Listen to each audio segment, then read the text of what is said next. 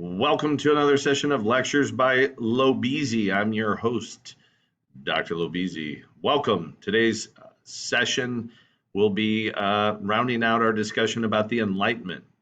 To start with, we're going to address a term known as philosophes. These are just simply French philosophers who wanted to use many of the ideas formulated during the scientific revolution in order to bring about human progress and or to reform society. Very important to note that just like the scientists who had discovered that there were these various natural laws, so for example, like Newton, who discovered that there were these that there was a universal law of gravitation, many of these philosophers believed that within life or within the world there were these natural systems that existed that when discovered they would enable mankind or humans to learn from them, and that would help bring about progress and to end human misery. So the first of which that we will discuss is Montesquieu. Okay, and so Montesquieu wrote a book called The Persian Letters. Not necessarily responsible for the naming, for knowing the name of that book, but he is the one who came up with the concept, the very important political concept known as checks and balances. He was aware of the type of government that existed in England, and that is, following the English Civil War and the Glorious Revolution, that they ultimately arrived or evolved into what you would call a constitutional or limited monarch, in which the power of Parliament served as a check and balance to the power of the monarchy. Okay, and so what he and other philosophers is most concerned about is the abuse of power that is possible and the tyranny that is likely anytime you have an absolutist monarch. Okay, and so he's looking at government, and he believes that there is an ideal form of government, a natural form of government, one that is limited, but that there are these sort of mechanisms that, if discovered, will naturally weaken or balance out the power of any one individual, specifically in this case, a monarch. Okay, so obviously his theory of separation of powers. He kind of elaborates to kind of talk about three branches of power, not just two. And so that was very influential to the American philosophers or philosophers, Benjamin Franklin, James Madison, John Adams, Alexander Hamilton, and of course, Thomas Jefferson. And so all of these played a role in the Declaration of Independence as well as the U.S. Constitution. The next philosopher that we'll discuss is Voltaire. One of the most important and certainly the most prolific writer. He wrote more tracts than any other philosophers. And he got himself in trouble and was forced out. He was, as a Frenchman, forced into exile. He was forced to move to England because he was very critical of not just the monarchy, but the Catholic Church as well. So there's really not any particular tract that we need you to know, but save one, and I'll mention that shortly. He did make the acquaintance of a Madame du Châtelet, who was a gifted noblewoman, and she's one of those rare events or rare instances, I should say, of a woman who had a significant impact, or at least an impact, on the Enlightenment. This was mostly a male-dominated, cultural event, but she does, upon further review, warrant some notice. And so she was passionate about science and studied physics and mathematics and kind of made a contribution. So anyway, that's just worth noting.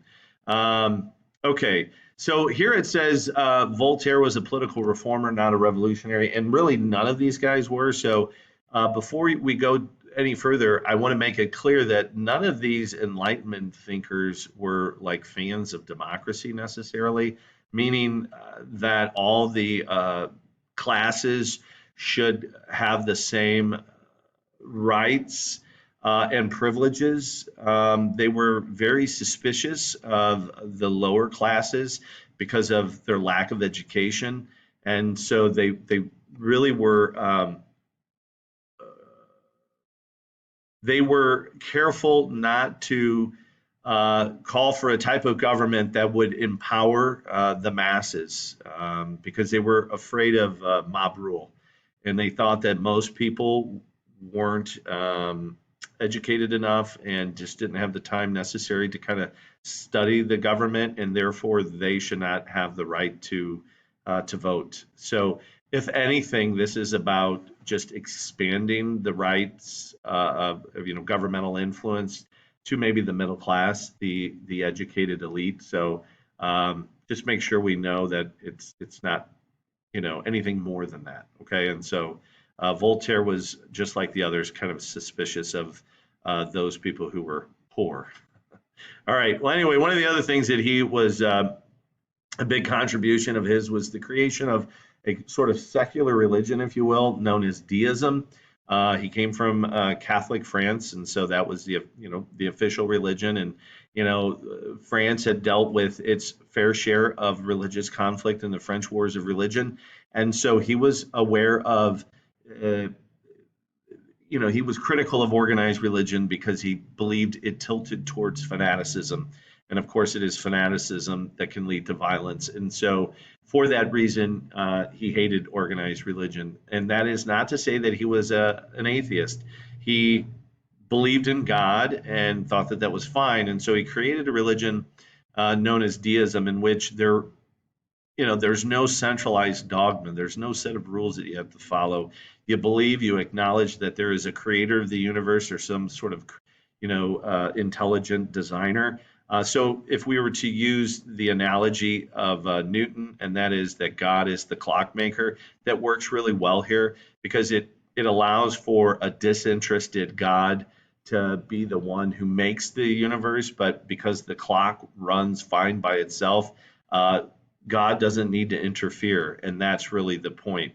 God does not interfere in the lives of his people. Okay, and so he believes that that is the remedy for religious intolerance, the belief in deism, because organized religion is wrong, and because it leads towards violence.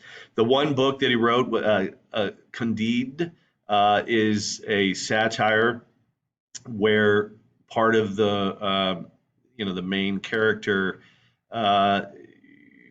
visits, and so I guess part of it's kind of based on historical truth. There was a earthquake that took place in Lisbon in 1755, and evidently Candide visited it, and it absolutely leveled the city. And so there was a group of survivors who were kind of picking through the rubble and the wreckage, and they were just shocked that they had survived, and they were thankful that they survived, and they wanted to give proper thanks to God. So they found a church that had been damaged, but that was still standing, and they went into the church to give thanksgiving to God, glory and praise to God for sparing them and what should happen, but the church collapsed. And it being a satire, the underlying message is that it's absurd to think that God saved you, and so that's how he chose to kind of depict that scene.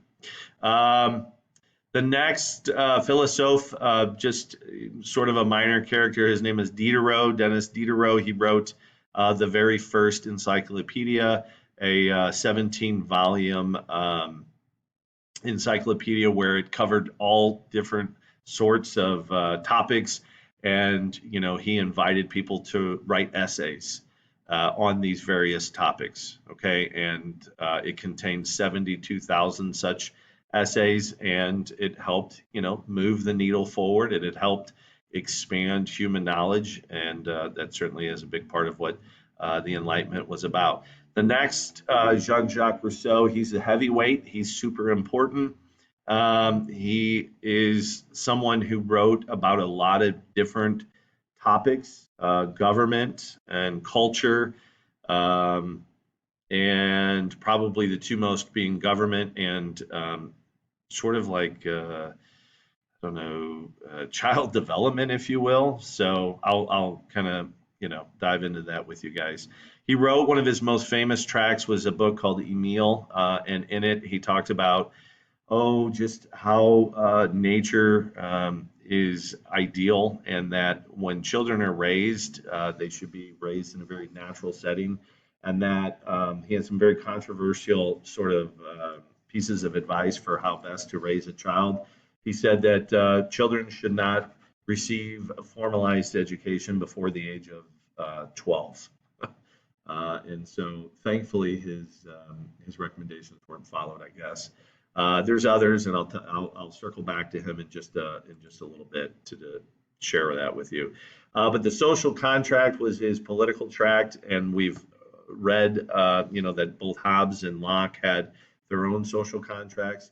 His was a little bit different from theirs in that he believed, and so he's sort of different as an Enlightenment thinker.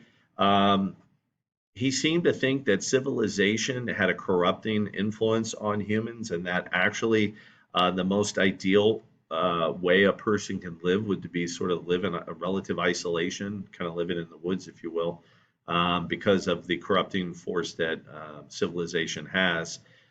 He says that the most ideal form of government is direct democracy.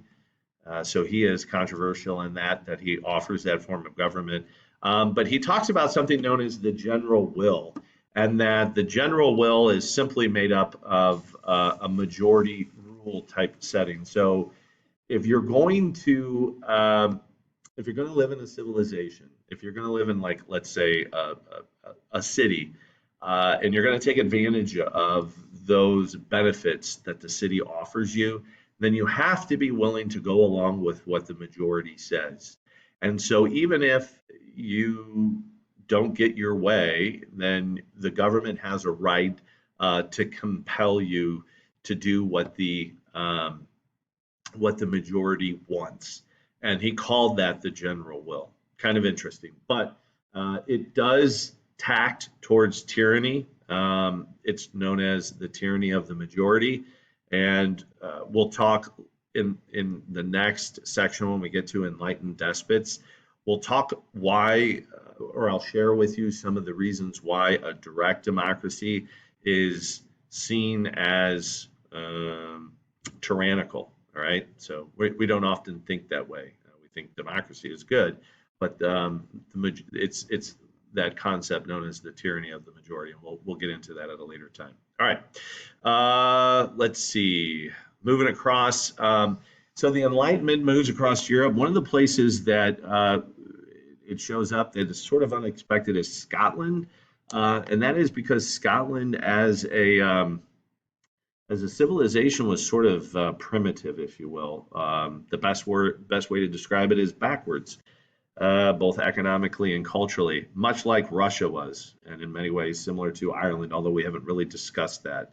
So the people, their customs, education was not important. People tended to be violent. People tended to be rather emotional. As I said, literacy was not anything that was prized. It was sort of scorned.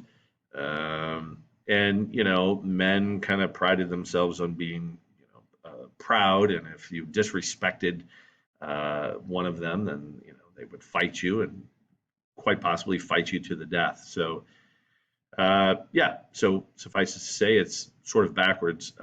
They make a very fundamental shift in their culture, and it kind of starts with David Hume, and we're going to see a number of very prominent figures that come from Scotland, and it's because they sort of flip their culture and make education much more important, and they very much emulate the culture of their English neighbors.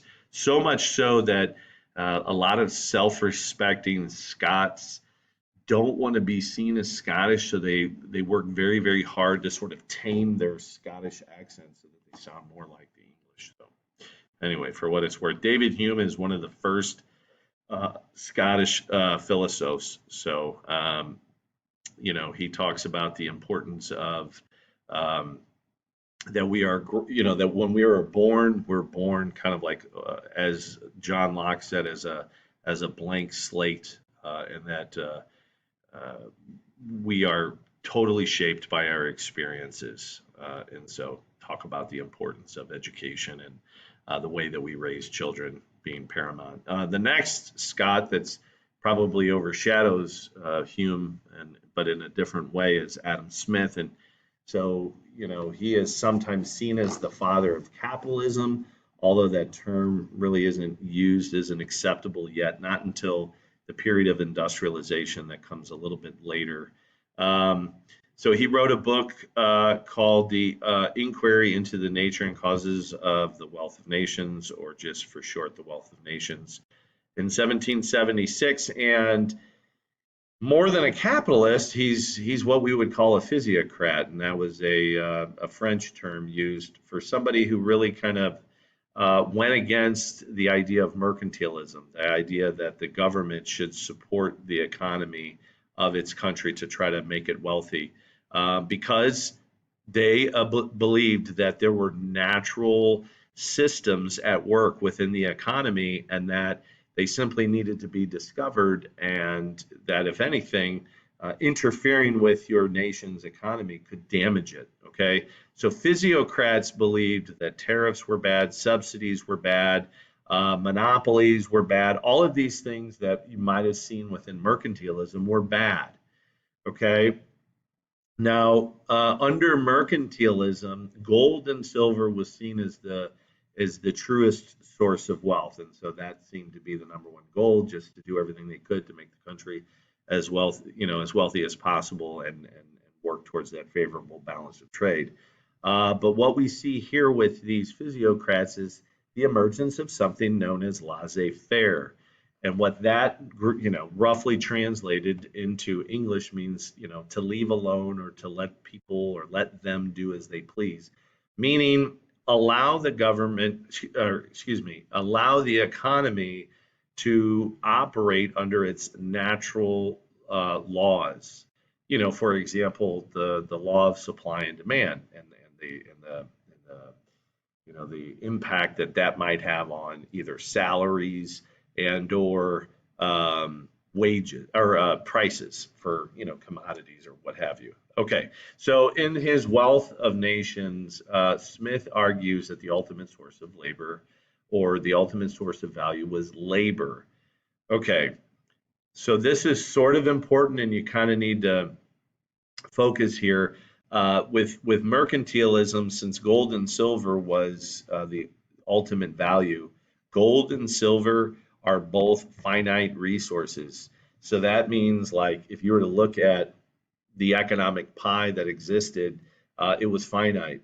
And so the idea is that for one country to gain wealth, another country would have to lose wealth.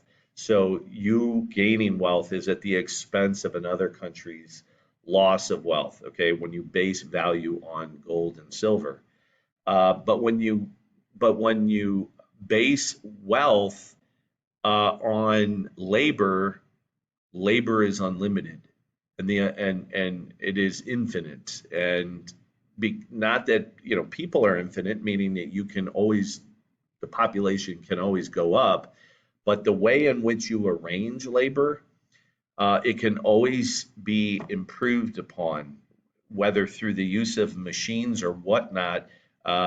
You can maximize the productivity of people, so therefore labor is infinite, and therefore wealth is infinite, and so the pie can always be bigger and bigger and bigger. So wealth can be produced, not necessarily at the expense of any other nation.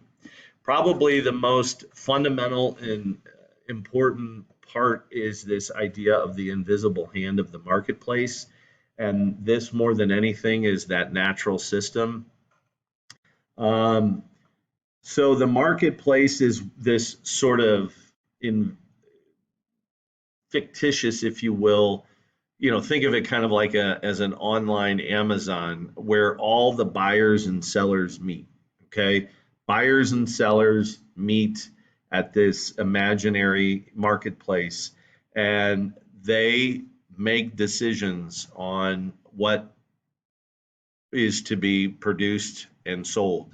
And everyone operates on this kind of selfish principle of I you know, I want to sell my products because I want to make money. So it's totally selfish in nature, and that self-interest though actually leads to progress, human progress. So if you think about it, of all the different types of products, many of them don't necessarily improve our lives in any measurable way, but there are examples where that is the case. So, for example, medicine.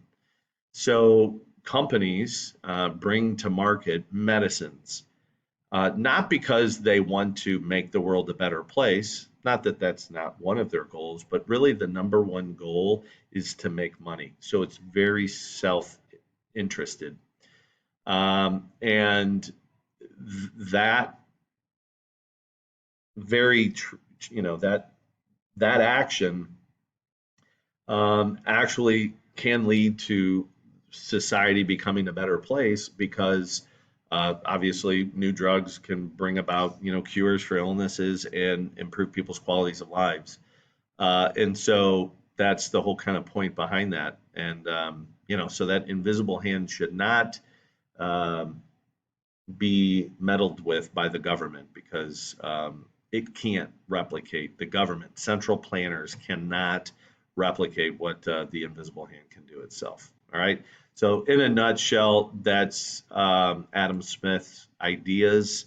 Um, and then as we move on and round this discussion up, there's just a couple more topics real quickly. Cesar Basiria, he was an Italian, and one of the things that he interested in himself in is with the unfair treatment that many poor people received at the hands of the government. Okay, and so he wrote a tract called "On Crime and Punishment." In it, it's a plea for a reform of not just the penal system, but also he wants to see torture and even the death penalty um, made illegal or just certainly become less popular.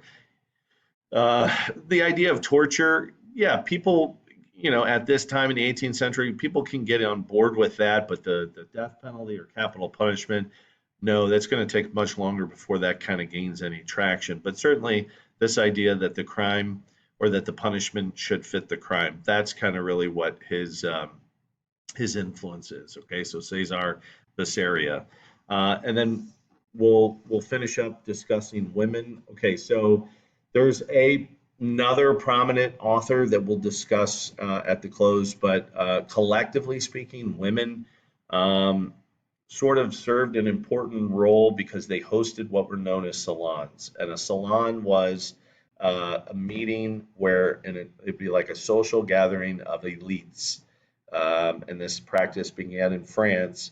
But a woman who was, the wife of a successful, could be a nobleman or just like a merchant, she would host a party, and the party was hosted for one of these philosophers to give a talk. And so she was sort of responsible for helping these philosophers get their ideas out there so that they could become more prominent and help spread those ideas. Okay, so the women hosting the salons, that was sort of a contribution for women during the Enlightenment. Um, so there's not, though, a lot of, unfortunately, for women, not many philosophers or philosophers are talking about women. They are more or less sort of left out of it. There's some that talk about a better education for women, but that not really, okay? And certainly for economic equality, there's no mention of that. So really, women are sort of, ignored during the Enlightenment. And I want to go back to Rousseau, who I mentioned before. He talked about in his book Emile about the ideal way to raise children and educate children. He also talked about the importance of men and women and sort of their traditional roles and how their traditional roles should be upheld. That women, because of their very nature, are more delicate, their bodies are, and they're better at nurturing. That's just part of their genetic makeup, and they are better at that. Men, to the contrary, are dangerous. He says women should not let men touch children, especially as infants, because because they're so savage, they'll like kill the kid. And So what he says is that there are two spheres that exist, and they're separate spheres. One sphere is the woman's sphere, and that is the domestic one. And the public sphere is the man's sphere, and these should not mix. Okay, the man is the public sphere and the woman is the domestic sphere. He does, though, say that women should be given sort of the right to kind of be in charge, that the man's decision is subordinate to that of the woman in the domestic sphere. So she's the boss. When it comes to the children and what's best for the children and how to run the household, the man should listen to the woman. He should defer to her. Okay. But yeah, when it comes to everything else, that's the man's sphere. And this separate spheres is going to, exist for a long period of time. Okay, so we'll wrap things up here with Mary Wollstonecraft. She was an English author. She wrote a tract called The Vindication of the Rights of Women. It was during the French Revolution. And she really kind of attacks Rousseau because even though Rousseau is an Enlightenment figure, he basically reinforces this very traditional view of women. Okay, and so she says that women, have the same capacity to learn as do men, and they, that the Enlightenment should really be, if it's about condemning like political tyranny, it should go further because women are victims of tyranny in this sort of patriarchal setup, and they are a victim of it. And so tyranny cannot be destroyed without taking a look at what's happening with women and granting them more rights. Okay, so if human progress is what you're after, then women need to be better educated. So, to use Rousseau's argument in this, in the domestic sphere, they could at the very least be better mothers for the children. And but she doesn't stop there and she says that women deserve equality with their, career paths. But that doesn't really gain much traction. All right, so that's it. Thanks for tuning in. See you next time.